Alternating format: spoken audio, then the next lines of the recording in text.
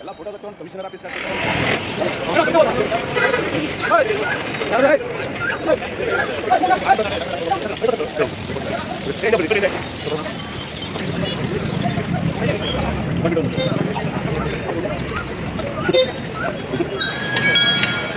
ಅಲ್ಲಿವರೆಗೂ ಕೂಡ ಹೊಸ ಜನ ಮಾಡ್ತಾ ಇರ್ತೇವೆ. ಸೊ ಅಲ್ಲಿವರೆಗೂ ಕೂಡ ಸಲ್ಲಿಸ್ತೇವೆ.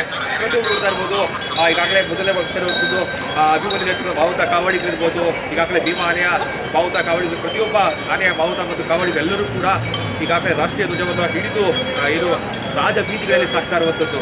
ಅದರ ನೋಡೋದು ಕೂಡ ಸುತ್ತಲೂ ಕೂಡ ಎಷ್ಟರ ಮಟ್ಟಿಗೆ ಜನರು ಕೂಡ ನಿಂತಿದ್ದಾರೆ ಅಂತ ಹೇಳಿದ್ರೆ ಪ್ರತಿಯೊಬ್ಬರ ಕೈಲೂ ಕೂಡ ಒಂದು ರಾಷ್ಟ್ರೀಯ ಬಾವುಟ ಬಂದು ಹಿಡಿದು ಒಂದು ಪಾರಂಪರಿಕ ನೆಲೆಯಲ್ಲಿ ಸಾಕ್ತಾ ಇದ್ದಾರೆ.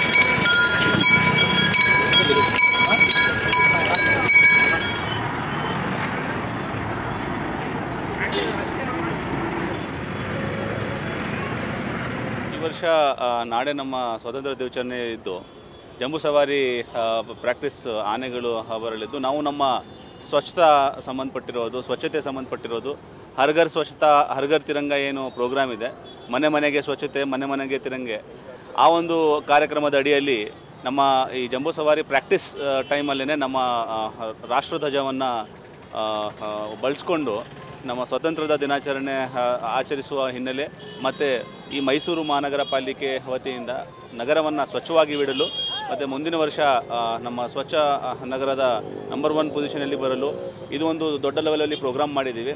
ಇದು ತುಂಬ ಆಕರ್ಷಣೀಯವಾಗಿ ಜನರಿಗೆ ಹತ್ತಿದೆ ಅಂತ ನಾನು ಭಾವಿಸ್ತೇನೆ.